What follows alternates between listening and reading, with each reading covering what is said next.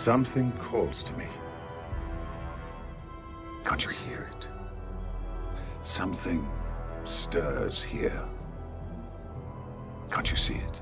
If you've ever wondered if George Lucas was actually a human sent from the Star Wars universe, go ahead and hit that subscribe button. And don't forget to show a little bit of extra love, dropping that like button and sharing this video with your friends. Showing extra love to the long form videos means a lot to the channel, and it'll help the channel grow in the future. Thanks for your support, I love you all, and enjoy the video.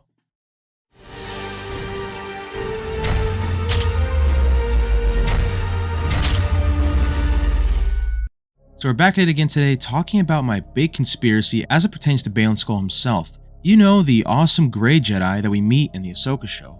Or sort of a Grey Jedi at least. So what's so intriguing about Baylan Skoll at the same time as it is for Shin Hati and their dark histories? As for Baylan, we wonder not only about his age, but his time at the Jedi Temple during the Clone Wars and his life before turning to that sort of dark side. But the bigger question that we've all been asking, what is Baylan chasing? And it's a question that we might be asking for a very long time, and we may never get a clear answer, given the tragic loss of Ray Stevenson. May he rest in peace. But I certainly have an epic idea and theory that's sort of been laid out for us in Legends and canon, and I think it needs a brief explanation. So far, we've been led to believe that Baylan Skoll is chasing something regarding the Mortis Gods, and that could certainly be true. In the finale of the Ahsoka show, Baylan stands atop the great statue of the Father as it points off into the distance.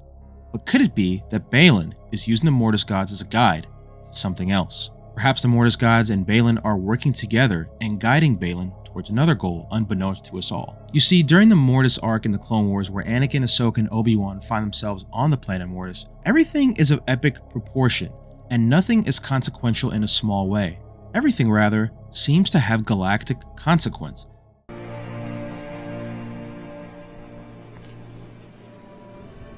Then let my daughter's last act be to breathe life into your friend.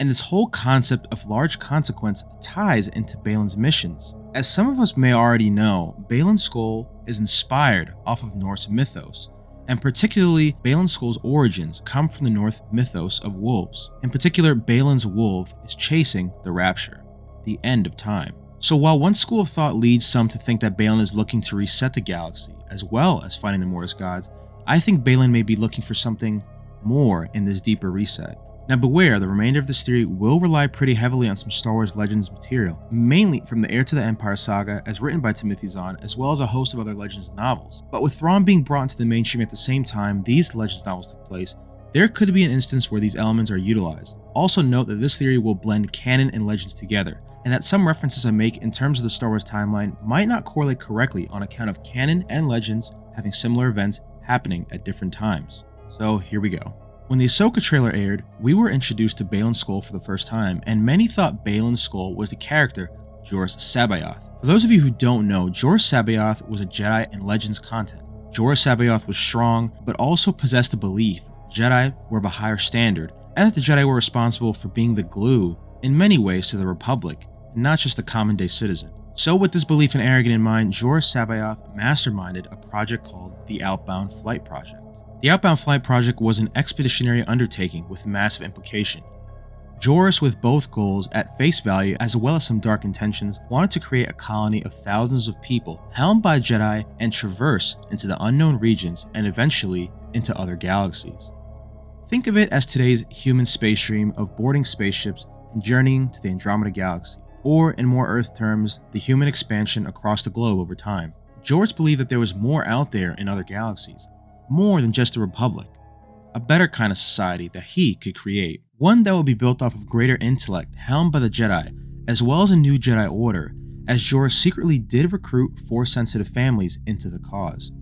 Eventually, the goal meant colonizing outside of the known galaxy, into other galaxies I mentioned before, and expanding the reach of the Jedi, or to JORUS, his own reach. It was widely implied in the novels that JORUS sought to rule his own way through a powerful Jedi Order elsewhere, as he did have disdain for the formalities and day-to-day bureaucracies of the Republic. After haggling back and forth and having to fulfill different favors to different people, JORUS' long-awaited project was approved sometime in the 20s BBY and started their expedition, but it was not without controversy. Aboard the Outbound Flight Project, JORUS held a strong hand and many grew to have disdain towards him. Eventually the project did move forward into galactic space, eventually reaching into the territory of the Chiss Ascendancy. Now there they encountered Thrawn, and Thrawn already knew about the Outbound Flight Project, as he was alerted by Palpatine's underlings. And Thrawn, as we all know, always plays two sides, and there was no exception here. But being that this was before his loyalty to the Empire, Thrawn was thinking more of the Chiss territory and offered JORUS to go back the way he came, in essence, to find another way. Thrawn wanted to keep the sovereignty of the Chiss Ascendancy intact, and he also didn't want to alert the Yuuzhan Vong to any odd activity that might spark conflicts or invite them into the Chiss territory and into the Republic. And on a side note, for those of you who don't know, the Yuuzhan Vong were an extreme threat to the Chiss Ascendancy, one that they feared, and one that the Republic did not know too much about, but should fear on account of the Chiss's experiences and opinions.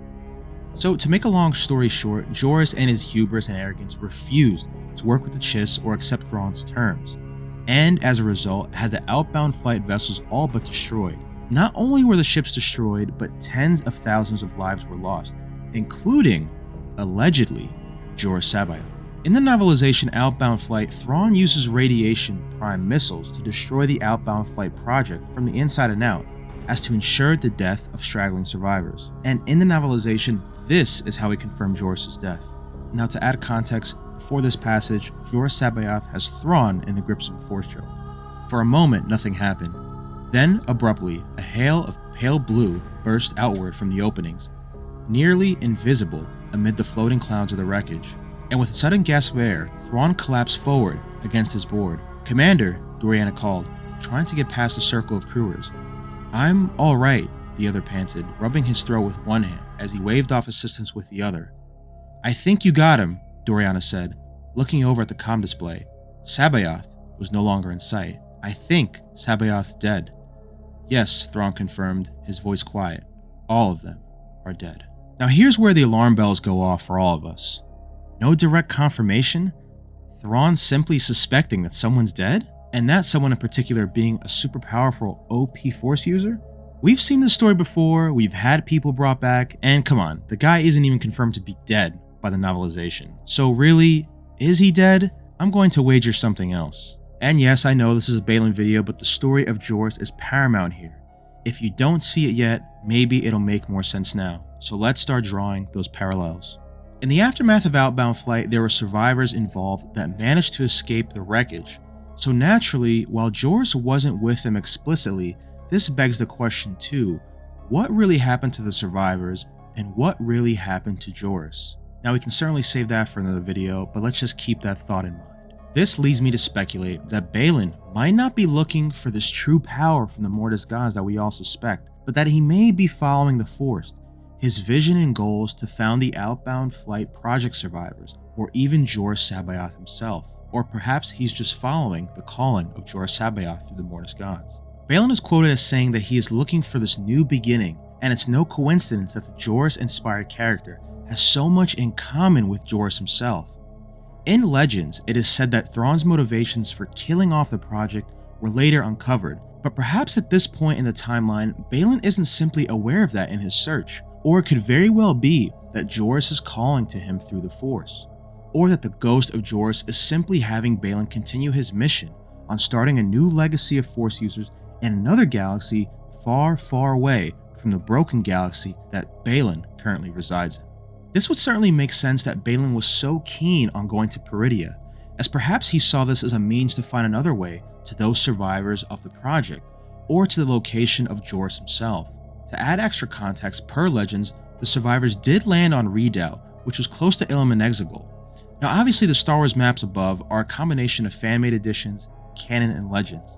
So if this is accurate, it could be that Baylan is simply looking for JORUS, following JORUS' calling as mentioned before, or simply looking to spiritually carry out his vision and start a new following in a new galaxy through the help of the Mortis Gods.